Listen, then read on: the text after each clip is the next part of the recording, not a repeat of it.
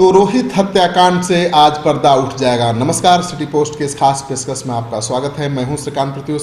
आपके जहन में ये जरूर मामला आया होगा, मार्च में ये घटना हुई थी। रोहित हत्याकांड की खबर बहुत जोर शोर से सोशल मीडिया में वायरल हुई थी।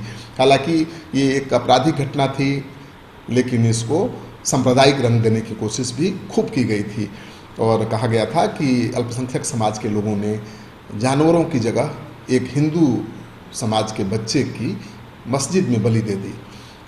खूब सोशल मीडिया में खबर वायरल हुई, लोगों ने कमेंट किया अपने अपने हिसाब से, खूब उसमें मिर्च मसाला लगाया। कुछ लोगों ने लिखा कि मस्जिद को मजबूत बनाने के लिए ये हिंदू नौजवान की बलि दी गई है, और कुछ लोगों ने तो इस खबर को जो मारा गया नौजवान था उसके परिवार के हवाले से चला दी कि उसके बेटे की बलि दी गई है मस्जिद में। लेकिन बच्चे की लाश कहीं और बरामद हुई थी, और ये बलि का मामला नहीं था, ये हत्या का मामला था। पुलिस ने अनुसंधान किया, अनुसंधान में सब कुछ साफ हो गया, और थोड़ी बहुत जो परत चढ़ी हुई थी, धूल की परत, और जो संशय उठ रहा था इस हत्याकांड को लेकर, उस धूल को भी आज बिहार के डीजीपी गुप्तेश्वर पांडे छांटने वाले हैं।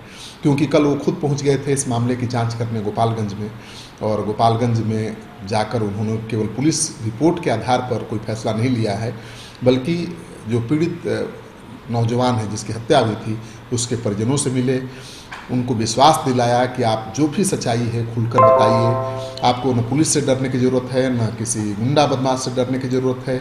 आपकी परिवार की सुरक्षा की गारंटी पुलिस लेती है। आप निर्भीकता के साथ सच्चाई बताइए।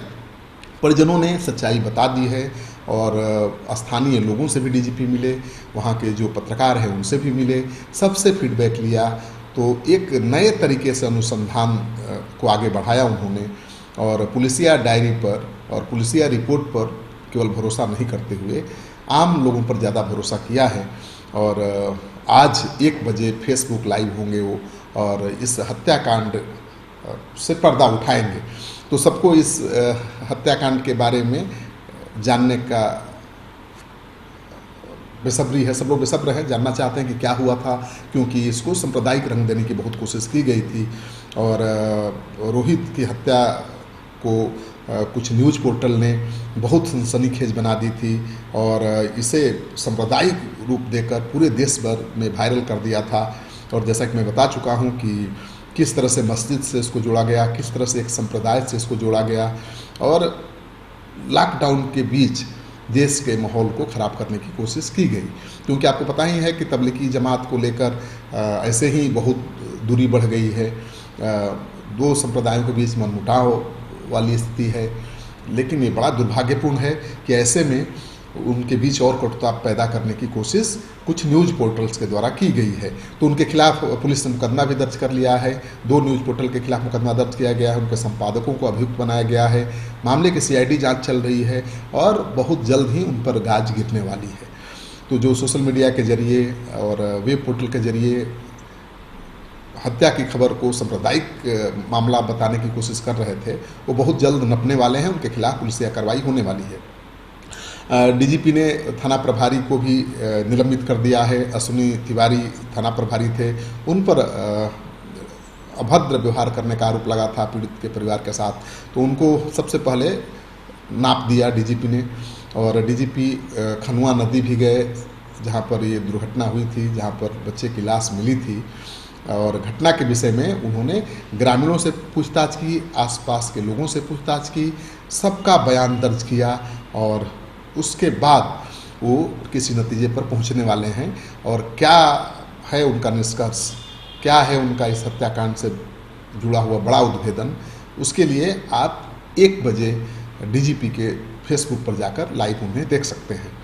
तो पूरे देश को इंतज़ार है, क्योंकि ये खबर पूरे देश भर में वायरल हुई थी, और लालन टॉप से लेकर सब लोगों ने इस खबर को बहुत प्रमुखता के साथ दिखाई थी। हालांकि लालन टॉप के जो संपादक हैं वो बहुत ही सेंसिटिव हैं, और उन्होंने ये भी दिखाया था कि किस तरह से एक आपराधिक घटना को सांप्रदायिक रूप देने की कोशिश की गई थी। अब डीजीपी पर्दा हटाने वाले हैं, और खबर आई है कि डीजीपी कल गोपालगंज गए थे। घटनास्थल से निकलने के बाद वो पकहा बाजार में भी रुके, और वहाँ के लोगों से भी जानकारी प्राप्त की।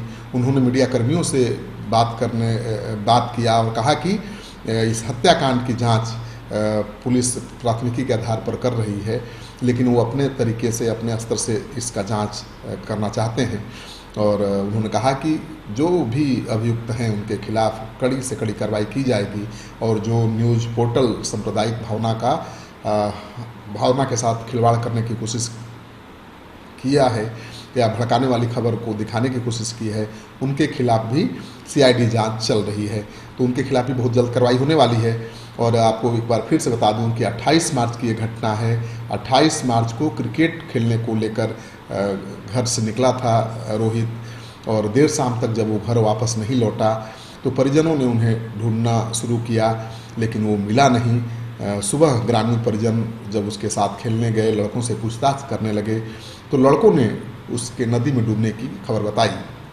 पुलिस ने घटनास्थल से शव को बरामद किया और पोस्टमार्टम के लिए भेज दिया। पोस्टमार्टम की रिपोर्ट में भी ये बात साफ हो गई है कि उसके शरीर पर कोई चोट के निशान नहीं है।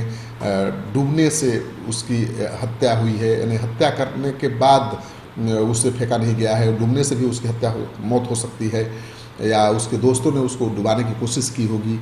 वैसे जो भी सच्चाई है वो अब लगभग साफ होने वाली है, क्योंकि पुलिस ने इस मामले से जुड़े जो अभियुक्त हैं उनकी गिरफ्तारी भी कर लिया है। और रोहित के पिता जो हैं जायसवाल, उनका कहना है कि 6 लोगों के खिलाफ उन्होंने थाने में नामजद प्राथमिकी दर्ज कराई थी, जिसमें से पुलिस ने तुरंत कार्रवाई करते हुए 5 अभियुक्तों को गिरफ्तार कर जेल भेज दिया है। इसमें से 4 नाबालिग को जुवेनाइल कोर्ट ने कोरोना महामारी के कारण जमानत पर छोड़ दिया है। वहीं एक अभियुक्त अभी तक फरार है। तो ये पूरी तरह से ये डूब कर मरने की घटना नहीं हो सकती है। नदी में कोई गया, बड़ा नौजवान, और डूब गया, मर गया, ये भी बात पचती नहीं है। तो हो सकती है कि क्रिकेट के विवाद में झड़प हुई होगी, विवाद हुआ होगा, और उसमें उसकी हत्या हो गई होगी, और उसके बाद नदी में उसके शव को फेंक दिया गया होगा। लेकिन जिस तरह से सांप्रदायिक रंग इस खबर को देने की कोशिश की गई और एक से एक बड़ी बड़ी मनगढ़ंत कहानियाँ गढ़ी गईं, उसको लेकर 2 मजहब के लोगों में बहुत घृणा का भाव पैदा हो गया था। लेकिन उसको पुलिस ने संभाल लिया, क्योंकि जो अभियुक्त थे, नामजद अभियुक्त थे, उनकी गिरफ्तारी पुलिस ने कर लिया, और उसने साबित कर दिया कि ये सांप्रदायिक हिंसा की घटना नहीं थी, बल्कि ये आपराधिक घटना थी। और अब डीजीपी खुद वहाँ जाकर अनुसंधान कर चुके हैं, और आज 1 बजे अपने फेसबुक लाइव पर इसका उद्भेदन भी वो करने वाले हैं। तो ज़रूर देखिए, इसको भूलिएगा मत, क्योंकि डीजीपी खुद हर ज़िले में जाते हैं। कोरोना संक्रमण के खतरे के बीच खुद वो हर जगह जा रहे हैं, घूम रहे हैं, आम लोगों से मिल रहे हैं, उनको बता रहे हैं कि कैसे आपको फिजिकल डिस्टेंस का ध्यान रखना है, कैसे आपको लॉकडाउन का सख्ती से पालन करना है, कैसे खुद को बचाना है, लोगों को भी बचाना है। और आज इस आपराधिक घटना से बहुत बड़ा पर्दा उठाने वाले हैं। तो इंतज़ार करिए 1 बजे तक। 1 बजे आप फेसबुक लाइव पर डीजीपी से जुड़ सकते हैं, और उनके इस फेसबुक लाइव के जरिए रोहित हत्याकांड के खुलासे को देख सकते हैं, सुन सकते हैं। इस वीडियो को ज़्यादा से ज़्यादा लोगों के साथ शेयर करिए, ताकि जो रोहित हत्याकांड को लेकर अफवाह फैली थी सोशल मीडिया में, वो अफवाह अब खत्म हो जाए और लोग समझ जाएं कि रोहित की हत्या हुई थी, न कि कोई सांप्रदायिक हिंसा में वो मारा गया था, और न ही उसे सांप्रदायिक हत्या की घटना कह सकते हैं। आपका सहयोग समर्थन लगातार मिल रहा है, इसे आगे बनाए रखिएगा। अगर आपने अब तक हमारा चैनल सब्सक्राइब नहीं किया है तो कर लीजिए। आपका सहयोग समर्थन सिटी पोस्ट के लिए बहुत मायने रखता है।